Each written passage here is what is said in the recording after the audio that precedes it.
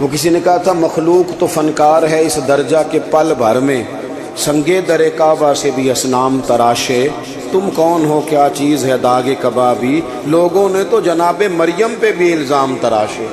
تو منٹ لگاتے الزام لگا دیتے۔ حضرت جمعہ پڑھا کے نیچے اتر رہے تھے، سیڑھیاں ادھر ادھر، مریدوں کا رش تھا، سامنے اچانک وہ بی بی آ گئی۔ دلی سارا جانتا تھا کہ یہ عورت کیا ہے، کیا کردار رکھتی ہے۔ سامنے آ کے اس نے کہا السلام علیکم۔ شیخ نے گرد نظر جھکا کے کہا وعلیکم السلام۔ تو اس نے اس طرح گفتگو شروع کی جیسی بڑی جاننے والی نہیں۔ بعض لوگ بڑے چالاک ہوتے ہیں۔ پرانے زمانے میں ہم نے سنا تھا کہ فلانا شیشے میں اتار لیتا ہے، اب تو بعض بندے چھوٹی سی شیشی میں بھی اتار لیتے ہیں، بڑے تیز ہیں، بڑی باتیں آتی ہیں، بڑی۔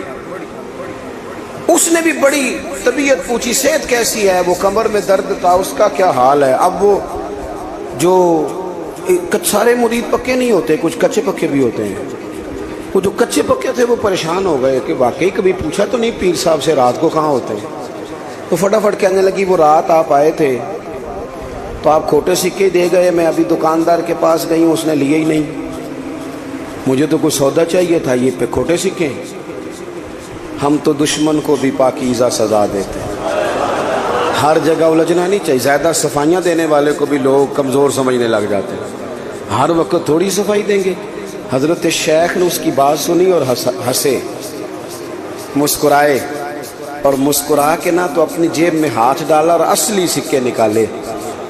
دفعہ فرمایا بیٹی، او میری بیٹی، او پیاری بیٹی، تو نقلی دے جا، اصلی لے جا، اور میرا پتر دوبارہ بھی ضرورت پڑی تو آ جانا، فخر جہاں کا دروازہ کھلا ہی ملے گا۔ ہم تو دشمن کو بھی پاکیزہ سزا دیتے ہیں۔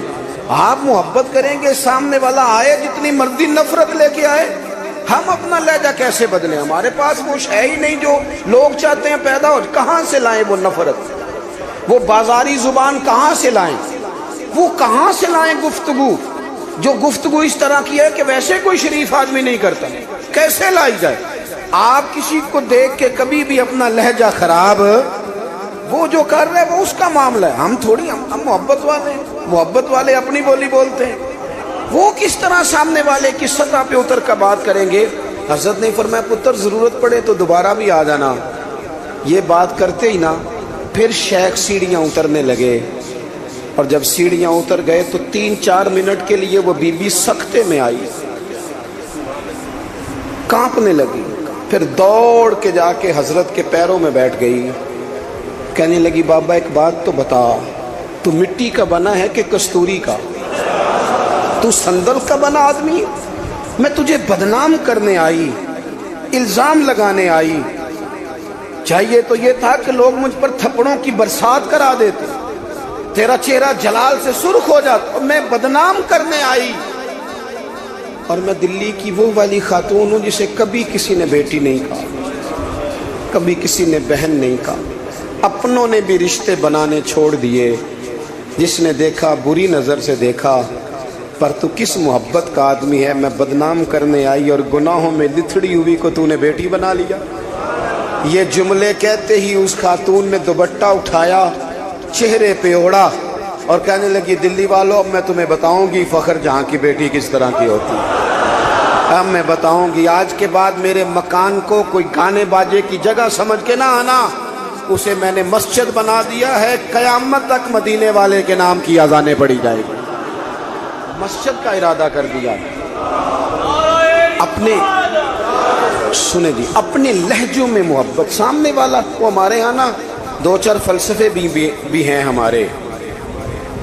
کچھ لوگ کہتے ہیں دکھ بڑے ہیں اس لیے میں سخت ہو گیا ہوں، دکھ بڑے ہیں۔ پیر صاحب آپ تو گاڑی میں بیٹھ کے آئے، عقیدت مندوں کا ہجوم ہے، پیار ہے، ہمارے پاس دکھ بڑے ہیں، تو میں کہتا ہوں آپ کو پتہ نہیں ہے نا،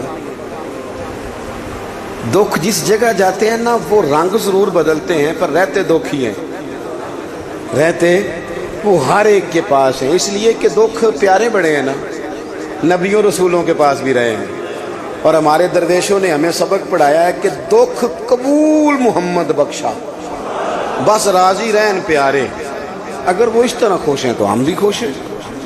تو دکھ تو ہر بندے کو ہے، اب کیا بندہ ہنسنا چھوڑ دے؟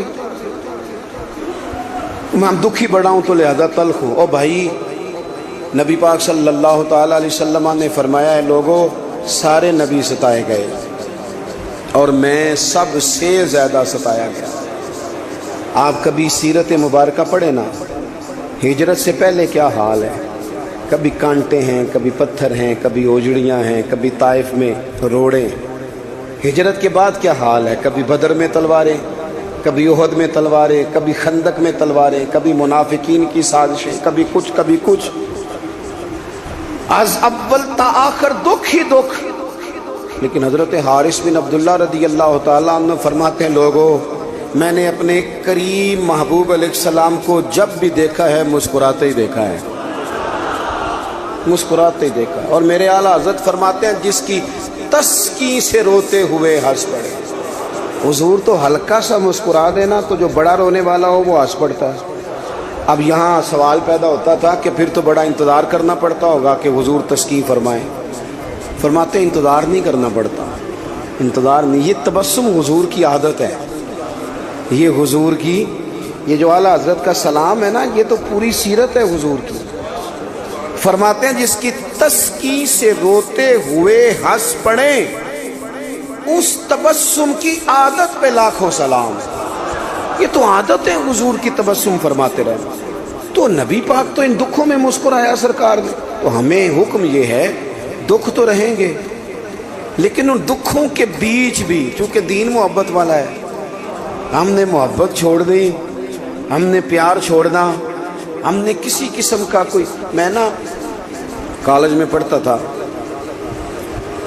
तो ये पापड़ बेचने वाले आते हैं, चूरन बेचने वाले और चिप्स बेचने वाले। ये इन लोगों का आपके ख्याल में कितना को बिजनेस होगा, कितनी को इन्वेस्टमेंट होगी?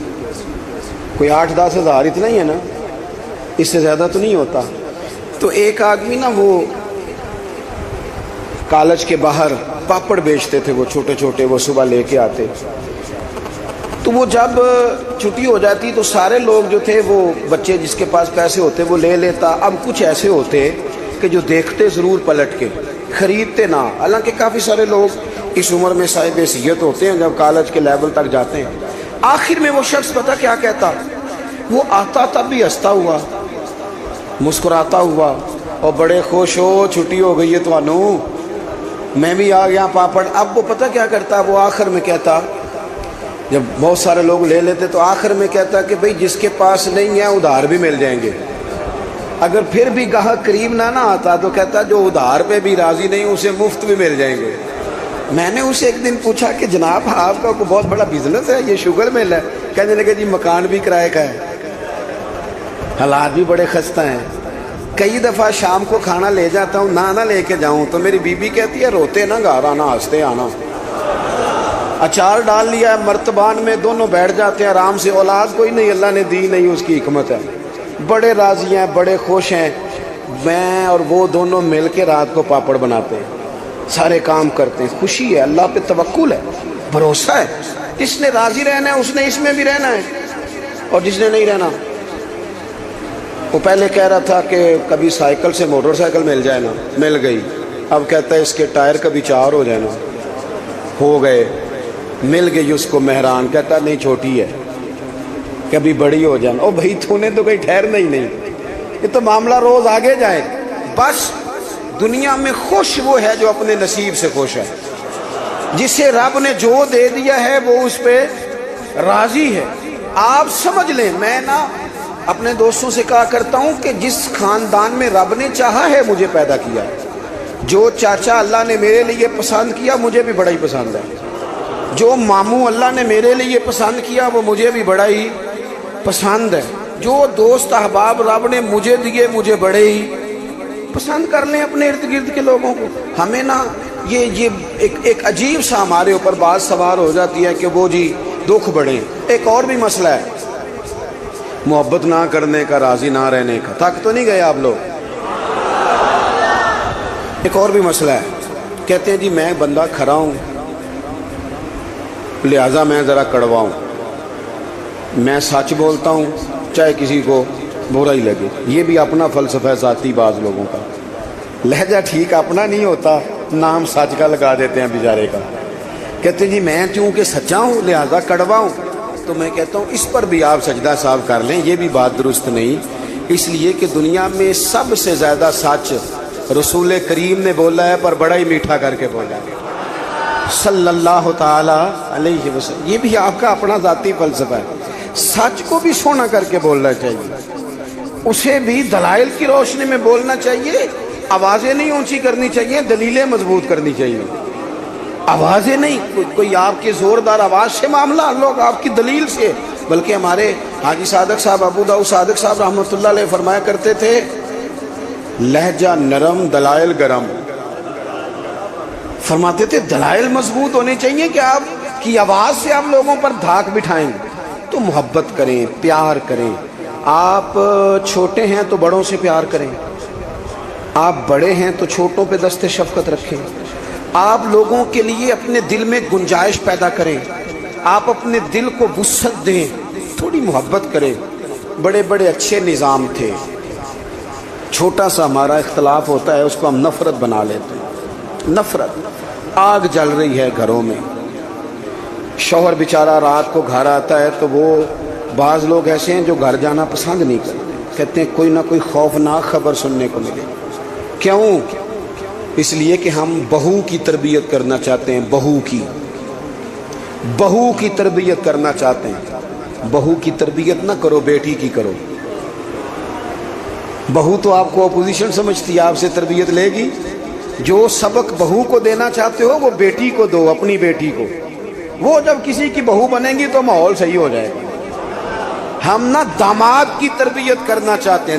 داماد آپ سے تربیت لیتا ہے، اس کا تو نخرہ اور عروج پہ، وہ کہاں تربیت لیتا ہے. اب داماد کی تربیت نہ کریں، بیٹے کی کریں. بیٹا اچھا ہوگا تو کسی کا داماد بنے گا تو اس گھر میں تکلیف نہیں ہوگی. میرے عزیز محبت تقسیم کریں، محبت کی بولی بولیں، انداز محبت والا اختیار کریں. اگر کچھ بندہ آپ کے سامنے عذر لاتا ہے، مجبوری بیان کرتا ہے، اس کی مجبوری کو قبول کریں. آپ لوگوں کو گنجائش دیں، اچھا گمان پیدا کریں، اچھی سوچیں لائیں. میں دیکھ رہا ہوں تیزی سے ہمیں سبق پڑھائے جا رہے ہیں، تیزی سے. دنیا میں دو ہی بندے ٹھیک ہیں، ایک میں ٹھیک ہوں، دوسرا جو میرے پیچھے ہاتھ باندھ کے چلتا ہے وہ ٹھیک ہے.